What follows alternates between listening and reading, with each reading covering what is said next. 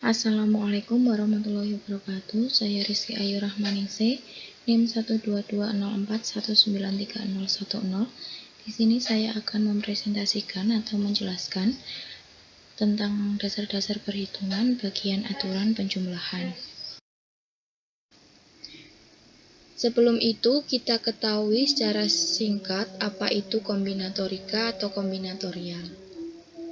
Nah, kombinatorika adalah studi tentang pengaturan objek-objek, yaitu pemasangan, pengelompokan, pengurutan, atau penempatan objek-objek dengan karakteristik tertentu. Kombinatorika adalah cabang matematika untuk menghitung jumlah penyusunan objek-objek tanpa harus mengenumerasi semua kemungkinan susunannya. Contoh kasus yang dapat diselesaikan dengan ilmu kombinatorika di sini misalnya, berapa banyak kata sandi 4-5 karakter yang dapat disusun dari huruf atau angka. Nah, cara yang paling sederhana untuk menyelesaikan persoalan semacam ini adalah dengan mengenumerasi atau mencacah semua kemungkinan jawabannya.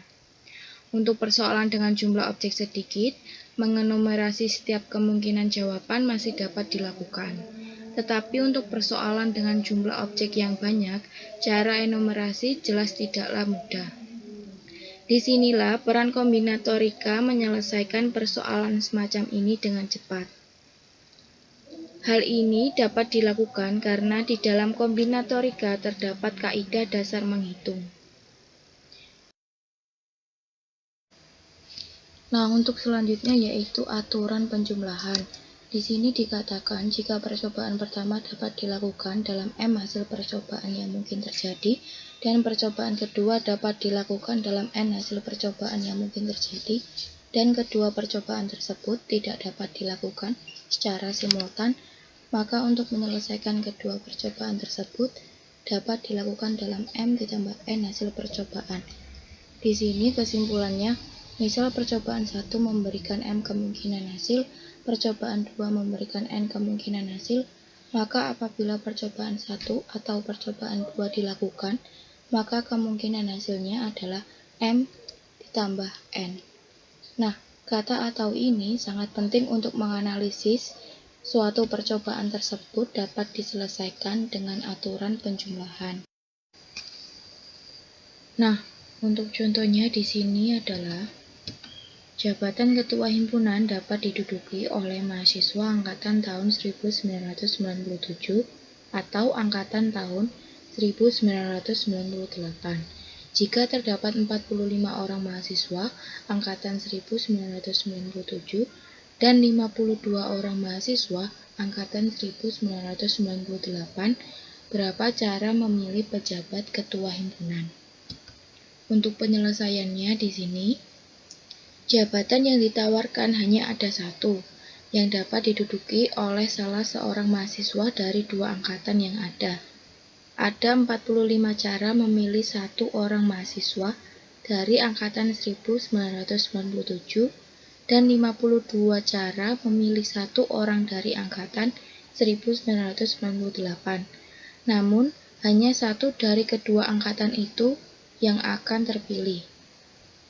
Jadi, angkatan 1997 atau angkatan 1998. Dalam kombinatorial, dari kedua kejadian, hanya satu dari dua kejadian yang dilakukan, sehingga dengan menggunakan aturan penjumlahan, jumlah cara memilih pejabat ketua himpunan tersebut sama dengan jumlah mahasiswa pada kedua angkatan, yaitu 45 ditambah 52 sama dengan 97 cara. Selanjutnya yaitu perluasan aturan penjumlahan. Aturan penjumlahan dapat diperluas hingga mengandung lebih dari 2 buah percobaan. Jika sebuah pekerjaan dapat dilakukan dalam N1, N2, sampai dengan NM cara yang semuanya berbeda, maka terdapat N1 ditambah N2 ditambah sampai dengan ditambah NM cara untuk melakukan pekerjaan tersebut. Untuk contohnya di sini, seorang pelajar bisa memilih sebuah tugas matematika dari 3 kelompok. Ketiga kelompok tersebut secara berurutan masing-masing terdiri dari 23, 15, dan 19 tugas. Tidak ada tugas yang terletak dalam 2 kelompok atau lebih. Berapa banyak pilihan tugas pelajar tersebut dari ketiga kelompok? Nah, penyelesaiannya, pelajar bisa memilih tugas dari ketiga kelompok tersebut yang tidak ada tugas yang sama dalam kelompok tersebut. Berdasarkan perluasan aturan penjumlahan, terdapat 23 ditambah 15 ditambah 19 sama dengan 57 cara untuk memilih tugas. Mungkin sekian materi yang dapat saya sampaikan. Untuk materi selanjutnya akan disampaikan oleh pemateri berikutnya. Assalamualaikum warahmatullahi wabarakatuh. Perkenalkan, saya Anna Fidatunisa. Di sini saya akan menjelaskan aturan perkalian. Apa sih aturan perkalian itu? Aturan perkalian adalah bila percobaan 1 mempunyai P hasil percobaan yang mungkin terjadi atau menghasilkan P kemungkinan jawaban. Percobaan 2 mempunyai Q hasil percobaan yang mungkin terjadi atau menghasilkan Q kemungkinan jawaban. Maka, bila percobaan 1 dan percobaan 2 dilakukan, maka terdapat P kali Q hasil percobaan atau menghasilkan P kali Q kemungkinan jawaban. Kata kunci dari aturan perkalian ini adalah dari kata dan. Karena untuk mengetahui penyelesaian tersebut menggunakan kaidah perkalian atau kaidah penjumlahan itu dilihat dari kata kuncinya. Nah, untuk memperjelas kita langsung ke contoh. Sekelompok mahasiswa terdiri atas 4 orang pria dan 3 orang wanita.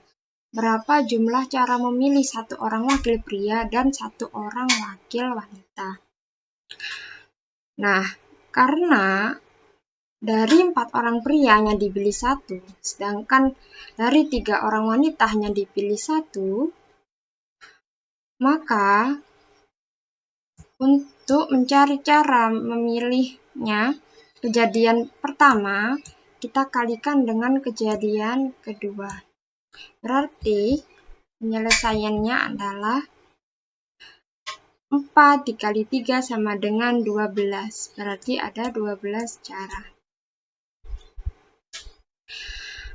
Namun ini hanya berlaku untuk 2 kejadian saja. Untuk yang lebih dari 2 kejadian, kita memakai perluasan aturan perkalian.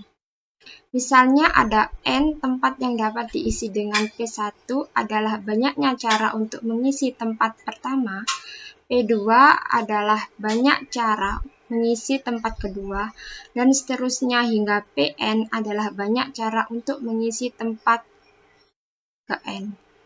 Maka total cara untuk mengisi N tempat tersebut adalah P1 kali P2 kali dan seterusnya kali Pn. Langsung masuk ke contoh. Berapa string bit yang berbeda yang terdiri dari 5 bit, terdiri dari 0 dan 1. Karena yang diinginkan 5, maka kita siapkan tempat yang jumlahnya 5. Setiap tempat berisi 2 kemungkinan. Kalau tidak berisi 0 atau 1. Nah, berarti kemungkinan yang terjadi adalah 2 kali 2 kali 2 kali 2 kali 2 sama dengan 2 pangkat 5. Nah, seperti ini ya. Selanjutnya, banyaknya kata terdiri dari 3 huruf yang berbeda, tidak harus bermakna. Yang dapat dibentuk dari huruf-huruf D, H, K, M, dan S adalah tersedia 5 huruf ya, D, H, K, M, dan S. Nah, karena yang diinginkan adalah 3 huruf, nah huruf yang pertama dapat kita isi dengan ketersediaan hurufnya. Karena ada 5, jadi kita bisa memilih salah satu dari huruf tersebut. Untuk huruf yang kedua, karena harus berbeda, jadi sisanya kita memilih 1 dari 4 huruf. Karena huruf pertama tidak boleh sama dengan huruf yang kedua. Dan seterusnya, untuk huruf yang ketiga, berarti kita memilih dari sisa huruf yang dipilih tadi. Nah, karena huruf ketiga tidak boleh sama dengan huruf yang pertama dan huruf yang kedua. Berarti pengisiannya adalah 5 kali 4 kali 3 sama dengan 60 cara. Nah, biasanya ini tuh disebut dengan filling slot atau aturan penempatan.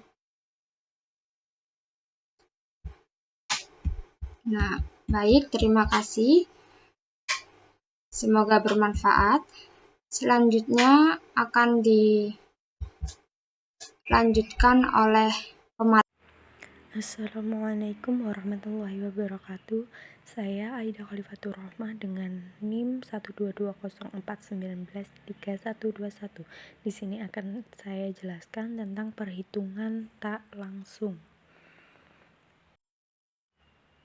Perhitungan tak langsung. Selain perhitungan langsung, kadang-kadang masalah kombinatorika akan lebih mudah diselesaikan secara tidak langsung, yaitu dengan menghitung komplement. Selanjutnya, contoh perhitungan tak langsung. Suatu kartu bridge lengkap diambil satu persatu dengan pengembalian. Berapa banyak cara yang mungkin untuk mengambil 10 kartu sedemikian hingga kartu ke-10 adalah perulangan dari kartu yang telah diambil sebelumnya. Langsung saja pada penyelesaian. Soal yang sebelumnya dapat diselesaikan dengan cara menghitung komplemennya, yaitu mengambil 10 kartu sedemikian sehingga kartu ke-11 bukanlah kartu yang pernah diambil sebelumnya. Kartu pertama hingga kartu ke-10 itu tidak boleh sama dengan kartu ke-11. Nah, mula-mula ambil kartu ke-10 dengan ada 52 cara mengambil kartu ke-10.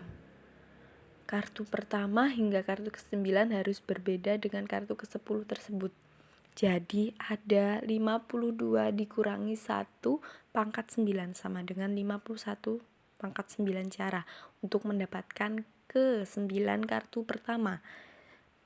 Dengan demikian ada 51 pangkat 9 kali 52 cara untuk mengambil 10 kartu. Sedemikian hingga kartu ke-10 berbeda dengan kartu pertama hingga kartu ke-9. Jika tidak ada syarat apapun untuk mengambil ke-10 kartu, maka ada 52 pangkat 10 cara. Jadi, banyak cara untuk mengambil 10 kartu sedemikian hingga kartu ke-10 adalah perulangan dari kartu yang telah diambil sebelumnya.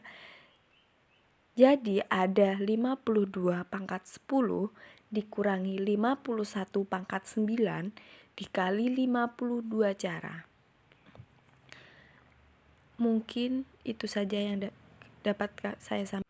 Akan dilanjutkan oleh pemateri berikutnya. Terima kasih. Assalamualaikum warahmatullahi wabarakatuh. Saya Indah Fatika Sari, NIM 12204193127.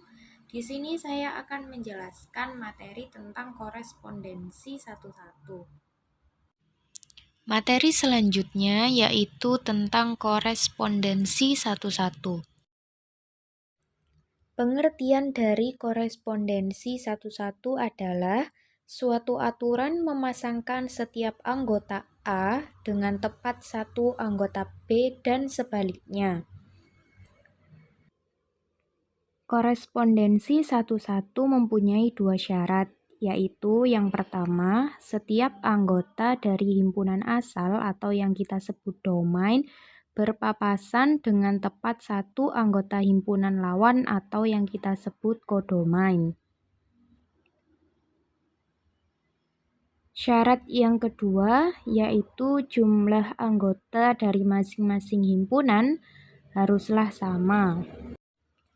Selanjutnya, kita bisa menghitung banyaknya korespondensi satu-satu dengan cara jika banyaknya anggota himpunan A dan juga banyaknya anggota himpunan B sama dengan N, maka banyaknya korespondensi satu-satu sama dengan N faktorial.